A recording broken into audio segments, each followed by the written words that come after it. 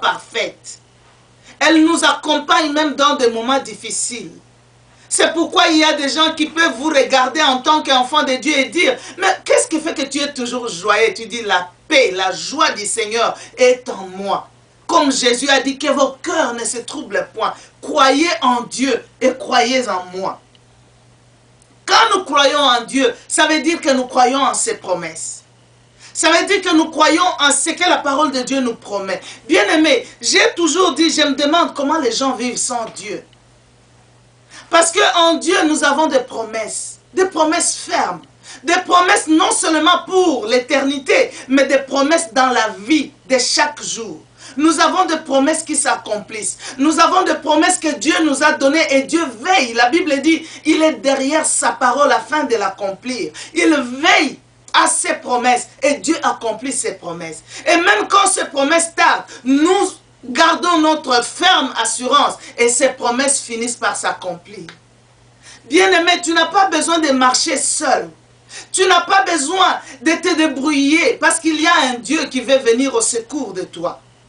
Il y a un Dieu qui veut te secourir. Tu n'as pas besoin de chercher toi-même à tailler ton chemin. Il y a un Dieu qui lui est allé avant toi. Qui est ce chemin-là que tu cherches? Qui est la vérité et la vie. Et tu peux marcher sur ces traces et réussir. Alléluia. Croire dans les promesses de Dieu. La foi nous apporte le soutien de Dieu. Croyez en Dieu et croyez en moi. En d'autres termes, croyez en ma parole. Croyez aux promesses que je vous ai données. Bien-aimés, peut-être vous traversez des moments durs. Vous avez perdu des êtres chers.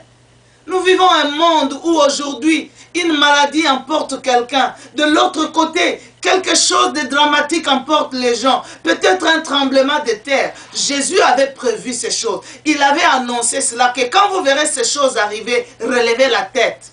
Sachez que votre délivrance est proche. C'est pourquoi en tant qu'enfant de Dieu, il est temps, quand nous entendons parler de la crise, des guerres à gauche, à droite, quand nous entendons parler de l'insécurité, les gens ne savent quoi faire. La Bible dit, quand les nations ne sauront quoi faire, sachez que votre délivrance est proche.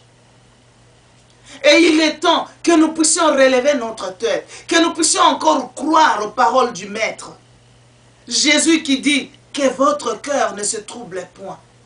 Ne marchez pas selon le monde, mais marchez selon l'espérance chrétienne, l'espérance que donne la parole de Dieu.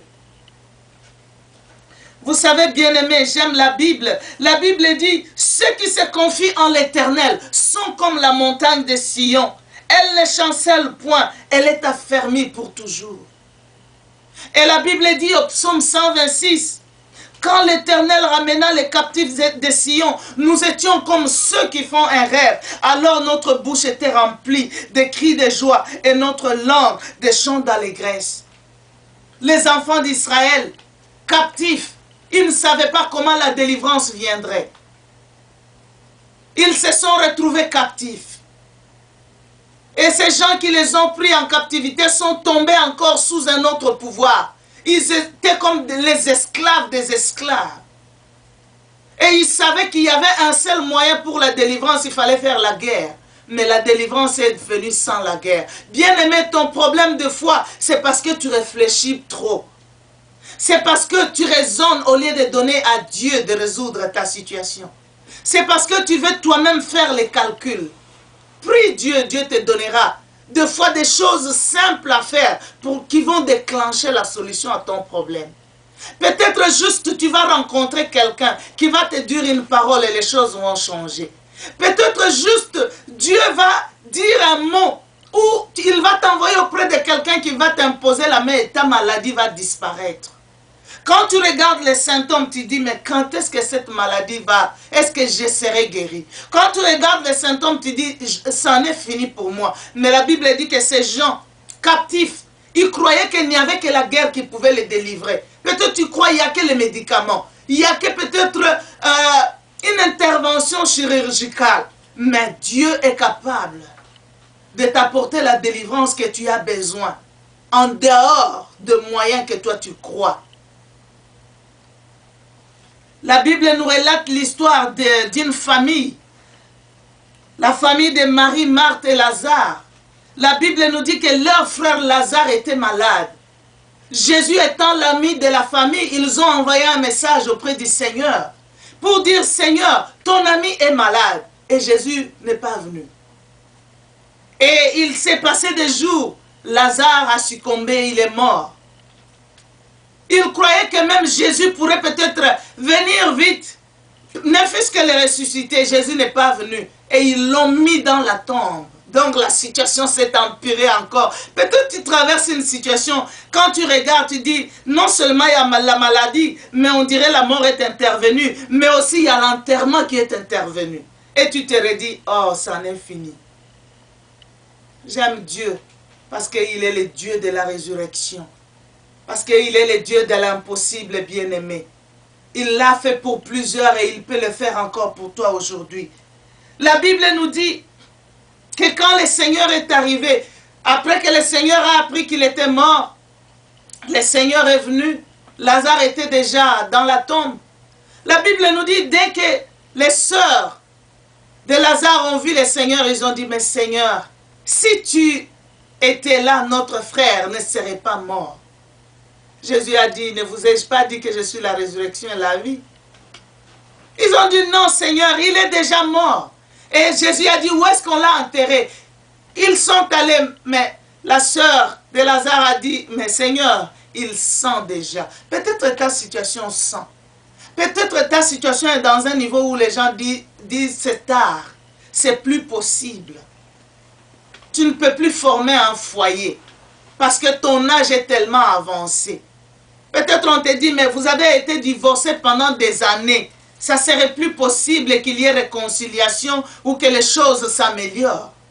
Mais Jésus lui-même était la résurrection et la vie. Et ce Jésus-là est encore vivant aujourd'hui pour ressusciter ta situation, pour donner la vie à cette situation qui semble déjà mourir ou qui semble même impossible à ramener à la vie.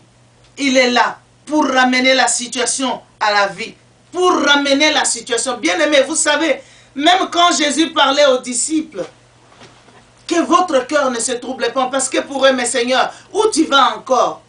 Et vous savez, même après la résurrection du Seigneur, le livre des Actes des Apôtres, au chapitre 1, nous raconte que quand le Seigneur est ressuscité, il a pris le temps de se montrer auprès des disciples pendant des jours et des jours pour pouvoir encore les fortifier et leur montrer même qu'il était réellement vivant.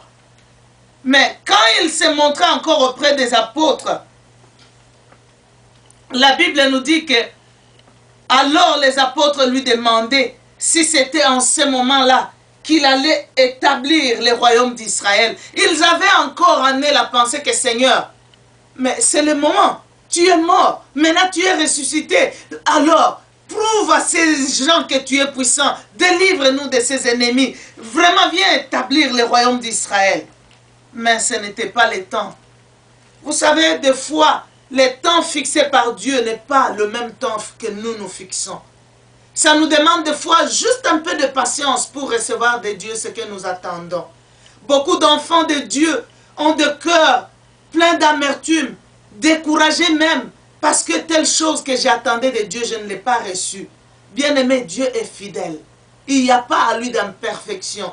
Et Dieu qui t'a promis, il est fidèle, il le réalisera. Tu as besoin d'espérer encore. La Bible dit que si ce que nous attendons, nous l'espérons, alors nous l'attendons avec persévérance. C'est pourquoi tu as besoin de savoir que le temps de Dieu, c'est le temps, le meilleur temps pour toi, parce que Dieu l'a fixé dans sa préscience. Jésus est venu ressusciter Lazare pour montrer à Marthe et Marie que non seulement je pouvais les guérir, je pouvais aussi les ramener à la vie. Et pour fortifier la foi de beaucoup d'autres croyants. Bien-aimés, ce n'est pas la volonté de Dieu que nous passions notre vie à souffrir. Mais si une épreuve vient dans notre vie, la Bible dit, toute épreuve qui nous arrive, c'est une épreuve qui est commune aux hommes. C'est une épreuve qui n'est pas au-delà de notre capacité de résister. Et pour chaque épreuve, Dieu ouvre toujours une porte